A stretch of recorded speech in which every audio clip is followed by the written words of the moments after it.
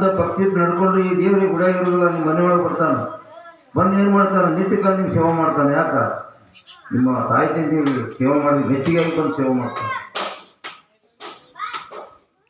ಕೂಸು ತಾಯಿ ತಂದೆಗೆ ಬುದ್ಧಿ ಹೇಳೋಕ್ಕಾಗಿಲ್ಲ, ತಾಯಿ ತಂದೆನೇ ಹೇಳಿರ್ಬೇಕು. ನಾನೊಬ್ಬ ಕೂಸುತ್ತಾನೆ, ನನ್ನೊಂದು ಪ್ರಮಾಣ ಹೋಗ್ಯದ.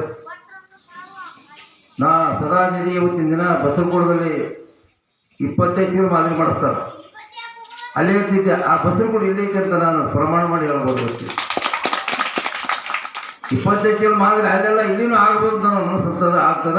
ಇದಕ್ಕೇನು ಬೇಕು, ಊರು ಒಕ್ಕಟ್ಟಬೇಕು. ಒಂದಾಗಿ ನಡೆದಲ್ಲಿ ಬಂಧನ ಬಾಯಿ ಅಂತ ಹೇಳ್ತದೆ. ಅವ್ರಿವ್ರು ಹೇಳಿದ್ರೆ ಎಲ್ಲರೂ ಒಕ್ಕಟ್ಟಾಗಿದ್ರೆ ಏನಾದರೂ ಆಗ್ಬೋದು, ಏನಾದರೂ ಎಲ್ಲ ಕೈಲಾಸೋತ್ತಿಗಳು ಅಂತ ಹೇಳ್ತಾರೆ. ಅದಕ್ಕೆ ನಾನು ಭಾಳ ಮಾತಾಡಿದ್ರೆ ಇಲ್ಲಿ ಇನ್ನೂ ತನಕ ನಾನು ಮಾತಾಡಿರ್ಬೇಕಾದ್ರೆ ಗೌಡ್ರು ಕೇಳಿ ನಾನು ಮಾತಾಡಿಲ್ಲ. ಯಾಕೆ ಹೇಳಿದೆ ಅಂದ್ರೆ ತಾಯಿ ತಂದೆ ಮದುವೆ ಎಳೆ ಬಿದ್ದಿರುತ್ತೆ ಎತ್ತಾರಲ್ಲ ಅನ್ನೋ ನೇಮಕ್ಕಾಗಿ ನಾನು ಮಾತಾಡಿಲ್ಲ. ಖುಷಿ ಎಲ್ಲಿ ಬಿಡಬೇಕು, ತಾಯಿ ತಂದೆ ಬಿಡಬೇಕು.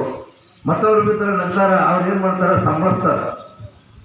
ಮತ್ತವ್ರ ಮುಂದೆ ಬಿದ್ದರೆ ಏನು ಮಾಡ್ತಾರೆ, ನಗ್ತಾರೆ. ಅವರು ತಾಯಿ ತಂದೆ ಮುಂದೆ ಖುಷಿ ಬಿದ್ದರೆ ನಗೋದಿಲ್ಲ, ಅನಂತ ಪ್ರೀತಿಯಿಂದ ಅದಕ್ಕೆ ಪ್ರೀತಿ ಇಟ್ಟಿದ್ದು ಹೇಳಿ ಅದಕ್ಕೆ ಬುದ್ಧಿ ಹೇಳ್ತಾರೆ.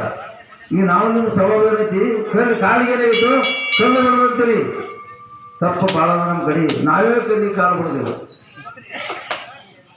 ಎಷ್ಟು ತಪ್ಪದ ನಂತರ ಏನೋ ಗಾಡಿ ಕಲ್ಲು ಬೆಳೀತು, ಕಲ್ಲು ಅಲ್ಲಿಂದ ಓಡಿ ಬಂದು ಬೆಳಿತೇನೆ. ನಾವೇ ಕಲ್ಲಿ ಕಾಲು ಬಿಡ್ತೇವೆ ಅಂದ್ರೆ ತಪ್ಪಲ್ಲಾಗಿಲ್ಲ. ಅದು ನನಗಿಲ್ಲ, ಯಾರೋ ಪಾವ ಅಂತಾರೆ ನೋಡಿ, ಯಾರಂತಾರೆ ನೋಡಿ, ಕಲ್ಲು ಬೆಳೀತು. ಅದಕ್ಕಿನ್ನ ಬಸವಣ್ಣ ಗೆಳೆಯರ ಅನ್ನದೇನ ತೊಲಗಿಬಿಟ್ಟು ಉಳಿದೋಗು ದಿನ ಬಂತಂತ. ಯಾಕೆ ಬಂತು? ಯಾರ ನಂಜಿ ತೆಗಿ ಬಗ್ಗೆ ಗೆಳೆಯದಲ್ಲೇನ್ರಿ? ನಿಮ್ಮನೆ ಯಾರು ಸರಿ ಜೋಳಕ್ಕೊಂದು ಕೈ ಬಿಟ್ಟಂಗದಲ್ಲೇನ್ರಿ? ಎಲ್ಲರಿಗೂ ಸರಿ ಸಮಾನ ಅನ್ನ ಕೊಟ್ಟು ಪರಮಾತ್ಮ ಅನ್ನ ಕೊಟ್ಟು ಅಹಂಕಾರ ಬಂತು.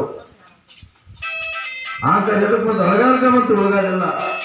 ಇವತ್ತು ದಯವಿಟ್ಟು ನಿಮ್ಮ ಕೈ ನೋಡ್ತೀನಿ, ಯಾವನೇಂದ್ರೂ ತಾಳ್ಕೊಂಡು ಬಾಳ್ಕೊಂಡು ಹೋಗಿ ನಿಮಗೆ ಬೆಲೆಯನ್ನು ತಿಳ್ಕೊಳ್ಳಿ. ಅವ ಹೆಂಗಂದ ನಾಶ ಕಾಲ ಬಂತು. ಯಾರು ದೊಡ್ಡವರು ಅನಿಸ್ಕೊಂಡು ಜೀವನ ಮಾಡೋದು ದೊಡ್ಡವರು ಆಗ್ತಾರೆ. ಯಾರು ದೊಡ್ಡವರು ಅನಿಸ್ಕೊಂಡು ಯಾರು ಜೀವನ ಮಾಡೋದು ದೊಡ್ಡವರಾಗಲೇಬೇಕು. ಈ ಊರಾಗೆಲ್ಲ ಸುತ್ತು ನಾಳಿನಾಗ ಸುತ್ತು ಬೆಳಗಬೇಕು ಅಷ್ಟೇ.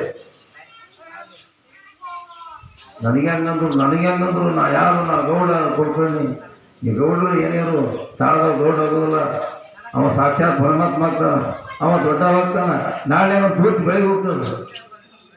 ಅದಕ್ಕೆ ಗುರುಗಳು ಮಾತಂದಕ್ಕೆ ಪಾದ ಇರ್ತೇನೆ.